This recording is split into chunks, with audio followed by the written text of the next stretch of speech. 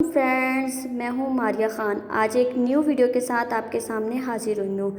आज की जो हमारी एज है बहुत ही इम्पोर्टेंट एज है हिस्ट्री ऑफ इंग्लिश लिटरेचर में। आज की जो हमारी एज है वो है रेनेसन एज। रेनेसन एज को स्टार्ट करने से पहले एज़ यूजुअल हम सबसे पहले जाते हैं उसके बैकग्राउंड की तरफ। अब उसका बैकग्राउंड की अगर बात करें तो 1400 में चौसर की डेथ हो गई। अब उसकी डेथ के बाद जो है वॉर स्टार्ट होगी। अब ये जो वॉर थी ये किसके दरमियान थी? दो हाउसेस के दरमियान थी। पहला जो है हाउस ऑफ यॉर्क और हाउस ऑफ लैंकेस्टर के दरमियान थी। अब इस जो वॉर का जो जिक्र है वो एक बुक में किया गया है जिसे कहते हैं वॉर और रोजेस। वॉर ऑफ रोजेस में इस जो दोनों वॉर है इसका जो है जिक्र किया गया था। इस वॉर में जो बहुत से लोगों की जान भी चली गई थी, जो लोग थे, एनर्जी थी, फैमिलीज थी, दोनों जो थी डिस्ट्रॉय हो चुकी थी। अब उस वक्त का जब किंग था वो कौन था? हेनरी सेवन इंग्लैंड का किंग था। अब जब हेनरी सेवन था उसके होते हुए रेनेसां का जो है स्टार्ट हो गया था। अब जो है फर्स्ट रेनेसां आई कहाँ से थी? इटली में आई थी।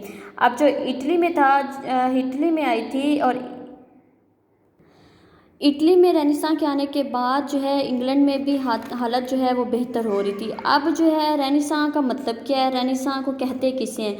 रेनेसां जो बेसिकली है उसे कहते हैं रेनेसां इंटेलेक्चुअल रीबर्थ। इसमें रीबर्थ हुई थी, रिवाइवल हुआ था, ठीक है। उसके जो बाद है इसमें जो थे लोग, अब रेनेसां जब आई थी इसका ये मतलब था कि इसमें जो लोग थे चर्च के जो रूल्स हैं उसकी खिलाफ वर्जी करते थे और रूल्स फ्री हो गए थे। लोग खिलाफ वर्जी तो नहीं करते थे लेकिन रूल फ्री हो गए थे। पहले बहुत स्ट्रिक्ट रूल्स जो थे वो अप्लाई किए जाते थे लेकिन अब जो था रूल फ्री हो गए। अब जो था अब इसमें ह्यूमनिज़्म आ गया। ह्यूमनिज़्म में ये था कि उसमें ये कहा जाता है कि जो इंडिविजुअल है ना वो इम्पोर्टेंट है, मैन जो है वो इम्पोर्टेंट है रादर देन अदर थिंग्स, ठीक है। अब इसमें जो था, अब मार्टिन लूथर का नाम जो है इसमें बहुत अहम है। उस वक्त क्यों अहम है?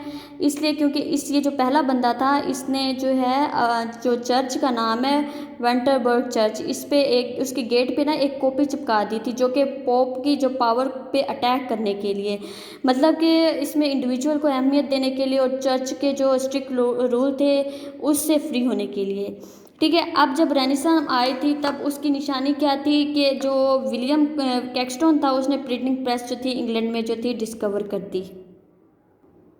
प्रिंटिंग प्रेस आ गई, ठीक है। उसके बाद जो था विलियम ग्रोसिन और थॉमस लेनार्सी।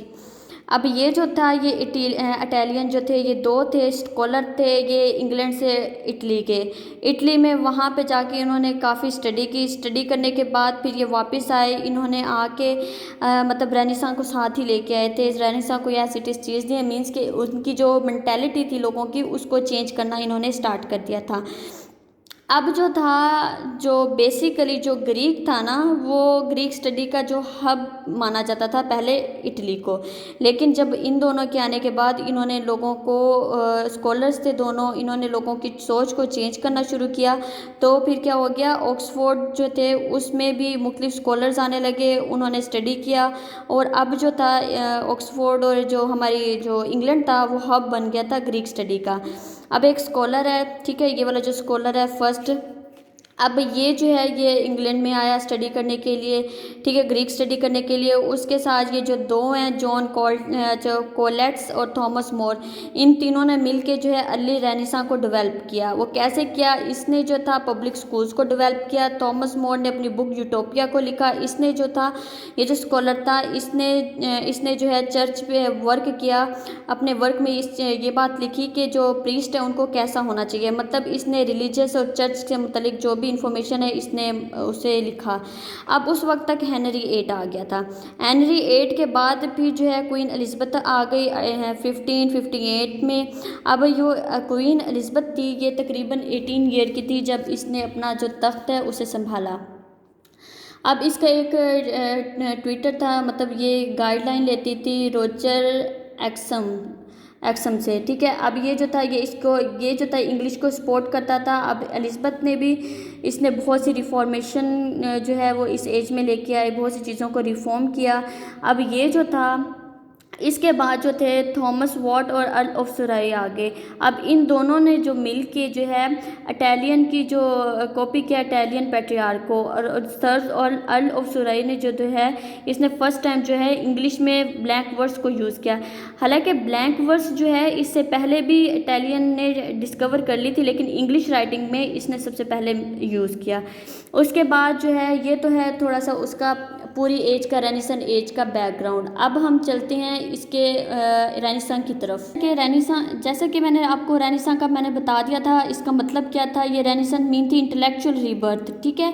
उसके अगर करेक्टरिस्टिक्स की बात करें तो इसके ये फॉलोइंग करेक्टरिस्टिक्स हैं, जिसमें ट्रांसलेशंस हुई थी, ठीक है, मुख्तलिफ जो डिस्कवरीज हुई थी, रिफॉर्मेशन हुई थी, एज ऑफ ड्रामा भी कहते हैं, एज ऑफ एडवेंचर भी कहते हैं, मुख्तलिफ बहुत ही इंपॉर्टेंट और फेमस राइटर भी आए थे। इसका सबसे मेन करेक्टरिस्टिक्स है ह्यूमनिज़म। ह्यूमनिज़म इसमें लेके आए थे, ठीक है, जो कि ह्यूमन बींग्स को इम्पोर्टेंस देती थी, जो कि लेके कौन आया था, पैट्रियार्क लेके आया था, फ्रांसिस्को पैट्रियार्क। इसे भी ये जो था इटली में सबसे पहले ह्यूमनिज़म आई थी, इसलिए उसे क्या कहते हैं, फादर ऑफ ह्यूमनिज़म कहा जाता है। ये तो है इसकी कुछ करेक्टरिस्टिक्स। इसके अलावा और भी बहुत सी करेक्टरिस्टिक्स हैं, मैंने मेन और शॉर्ट करने के लिए बहुत ही कम को डिस्कस किया है। उसके बाद अगर हम लिटरेचर की बात करें तो पोइट्री में भी रेनेसां आया। पोइट्स मुख्तलिफ जो थे, पोइट्री में सोनेट्स लिखी गई, सोनेट साइकिल लिखे गए, जिसकी मैं नेक्स्ट वीडियो में सोनेट और सोनेट साइकिल को डिस्क्राइब करूँगी। बेसिकली अगर वैसे आपको जनरल बता देती हूँ, सोनेट जो होती है वो 14 लाइन्स पोइम होती है। सोनेट साइकिल क्या होती है, ये ग्रुप ऑफ सोनेट्स होता है, लेकिन इसका थीम क्या होता है, एक ही होता है, सिंगल थीम होता है। ये डिफरेंस किसमें, सोनेट और सोनेट साइकिल में। उसके बाद बहुत ही फेमस पोइट आया, सिडनी आया, जैसे कि स्पेंसर था, मार्लो था, शेक्सपियर था, और भी बहुत से पोइट्स इसमें आए।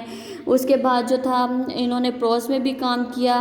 प्रोज में के बाद रेनेसां जो थी ड्रामे में भी आई, ठीक है। एक स्पेनिश ट्रेजेडी गॉर्बोड्यूस जो है वो स्पेनिश ट्रेजेडी लिखी गई, जिसे रॉल्फ वॉल्टर डॉस्टर और निकोलसन ने लिखा था। और इसी तरीके से और भी बहुत सी जो है राइटर्स इसमें है। यूनिवर्सिटी विट्स जो है इस एज में आए। लेकिन मेरा जो आज का टॉपिक था जस्ट रेनेसां को डिफ़ाइन करना कि रेनेसां क्या था, उससे पहले का उसका बैकग्राउंड क्या था। ये जस्ट मैंने आपको हिंट दिया है कि इसमें ये कुछ हुआ था। फर्दर हर एक को डिस्क्राइब नेक्स्ट वीडियो में मैं करूँगी। नेक्स्ट वीडियो जो होगी वो इसकी रेनेसां पोइट्री के बारे में होगी। उसमें ड्रामा देखेंगे कि ड्रामा कैसा था, कौन कौन से राइटर्स थे। इन सब चीज़ों को नेक्स्ट जो है मेरी वीडियो में जो है इसे मैं शेयर करूंगी, और हर राइटर के बारे में अलहदा जो है एक वीडियो बनाऊंगी ताकि सबके लिए इजी रहे। और आज का जो हमारा टॉपिक था वो बस इतना ही था। Thank you so